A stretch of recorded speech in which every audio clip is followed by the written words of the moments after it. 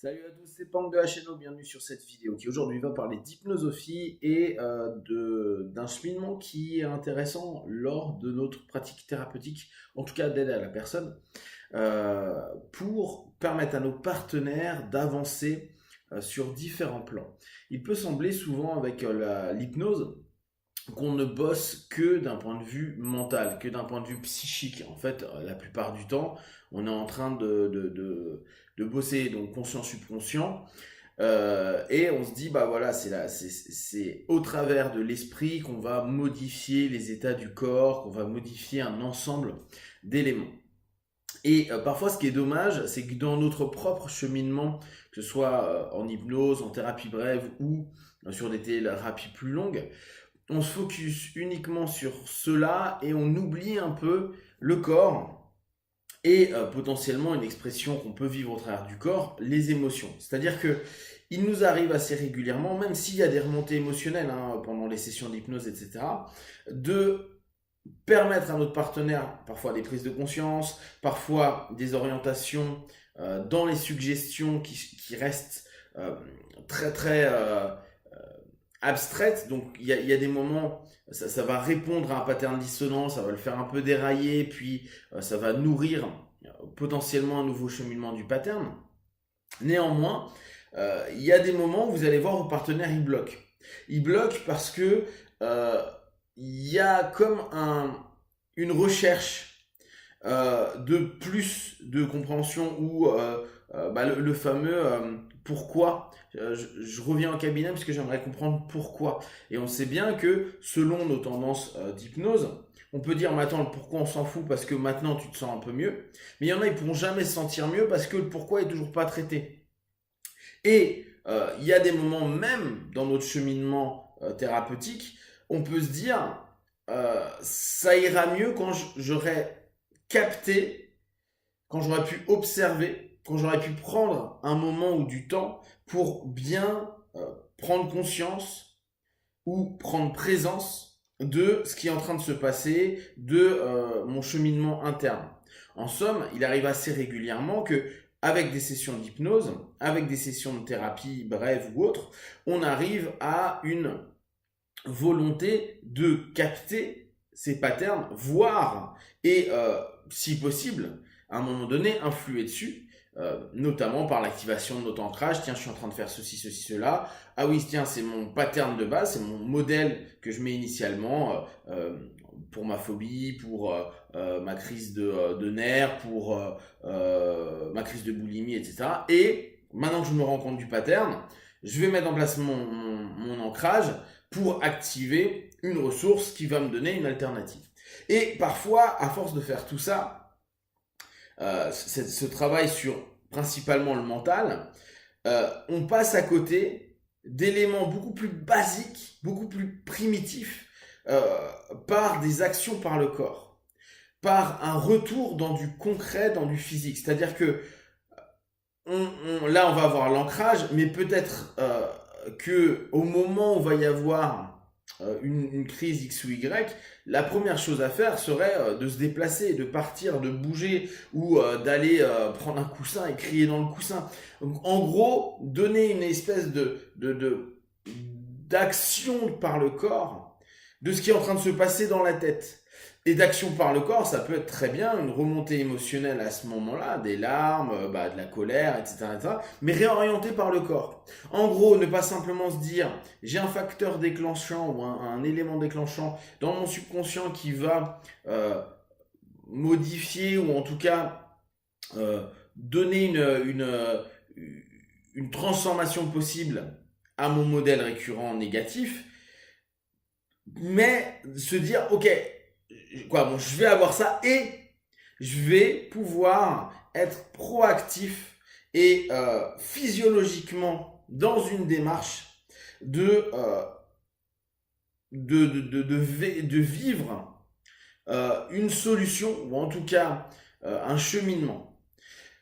Je suis pas bien, je retombe dans une phase où je suis pas bien, je suis un peu dark, j'ai des mauvaises pensées, etc. Je suis allé voir mon hypno et je me rends compte que C'est vrai qu'à ce moment-là, il suffit que je réoriente ma pensée vers quelque chose de plus positif. Il m'a mis un ancrage, je sais que j'ai une zone de confort par exemple, je plonge dans ma zone de confort.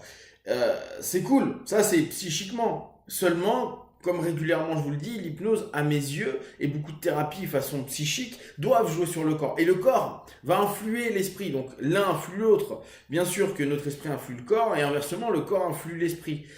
Et il est utile de pouvoir dire au bout d'un moment, hey, sois un peu concret, t'es pas bien là, je sais que t'as pas énormément d'énergie, bah le peu d'énergie que tu vas avoir, crée de l'action, crée du mouvement. Fais un dessin, va marcher, va faire du vélo, va... Bon, après, ça dépend aussi le niveau, entre guillemets, de dépression qu'on peut avoir, c'est-à-dire le manque d'énergie qu'on peut avoir.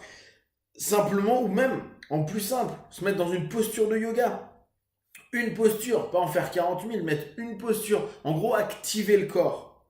Pourquoi? Parce que, à force de tout le temps être dans la tête, euh, moi j'observe avec des personnes que je connais depuis longtemps ou avec des partenaires que je peux voir assez régulièrement, qu'il y a un manque de reconnexion à l'ensemble. Et pourtant, on le sait bien, dans l'hypnose, on va régulièrement ramener le corps et l'esprit seulement. Il arrive beaucoup que dans le principe de thérapie psychique, psychologique, on se dit bah c'est la psyché qui a le plus d'importance. Et on peut omettre l'importance du corps. C'est pour ça que régulièrement je vous dis n'hésitez pas à faire tai chi, yoga, bon après tous les sports que vous voulez. D'abord des sports cool, calmes, cool dans le sens euh, de reconscientisation du corps sans que ce soit nécessairement violent, parce que peut-être qu'aller courir pendant 40 minutes, pour beaucoup de personnes, ça va être très violent. Ou faire du tennis, n'importe, on s'en fout. Par contre, être sur du yoga, sur un travail de respiration, un travail ne serait-ce que de stretching, un travail X ou Y, ça va donner un lien intéressant avec notre dynamique et le cheminement qu'on est en train de mettre en place. Et plus encore, il est possible qu'on arrive au travers de l'émotion, donc là on ramène l'autre élément, de faire vivre la thérapie. Passer d'un aspect très psychique, avec des suggestions, avec des mouvements qui vont faire parfois une mise en place de nouveaux comportements, etc., etc. Ramener de l'émotion, revivre avec l'émotion, la sensation de cette émotion dans le corps et le mouvement qu'on va créer au travers d'une résultante du travail psychique, afin de permettre de remettre dans une espèce de monde concret, de monde du réel commun, entre guillemets, du factuel, et sortir un petit peu du monde projectif dans lequel parfois, ou voire souvent, nos méthodes peuvent entraîner les partenaires. Cette reprise de corps, ouais, je sais pas trop comment le dire, mais cette reprise de fonction du corps et des émotions vécues dans le corps et de respect de l'un à l'autre dans une activation de cette dernière, va être, à mon avis, à un moment donné, alors peut-être pas au début, hein, mais à un moment donné, assez crucial. Parce que vous verrez que plus les personnes ont fait de thérapie, qu'importe la forme de thérapie, plus c'est des personnes qui vont avoir une logique et une dynamique mentale très très précises et qui vont complètement sortir du corporel et de l'émotion dans le corps. Hormis l'émotion négative, hein, la plupart du temps. Et là, ce qui serait intéressant, c'est qu'aussi bien au travers de nos suggestions, de l'orientation qu'on peut donner sur des prescriptions de tâches, de la dynamique qu'on met même pendant nos sessions, le rapport au corps puisse être mis vraiment en avant, puisse être revalorisé et surtout que l'un devienne actif par l'autre, c'est-à-dire que le corps devient clairement le véhicule du cheminement qui a été fait d'un point de vue psychique et en même temps dans cette activité nourrir le feedback positif ou parfois moins positif parce que ça peut être aussi une manière de pouvoir se recadrer, de se retrouver, peut-être de sortir des illusions ou de projections excessives qu'on a pu avoir à se dire ah ben je peux tout faire par rapport à ceci, ceci, là. Et là d'un coup le corps dit bah non, je peux pas, mais par contre j'ai déjà fait ça et déjà ça c'est cool. Donc ça nous recadre et ça nous repermet de partir sur des dynamiques qui sont globalisantes, holistiques entre guillemets.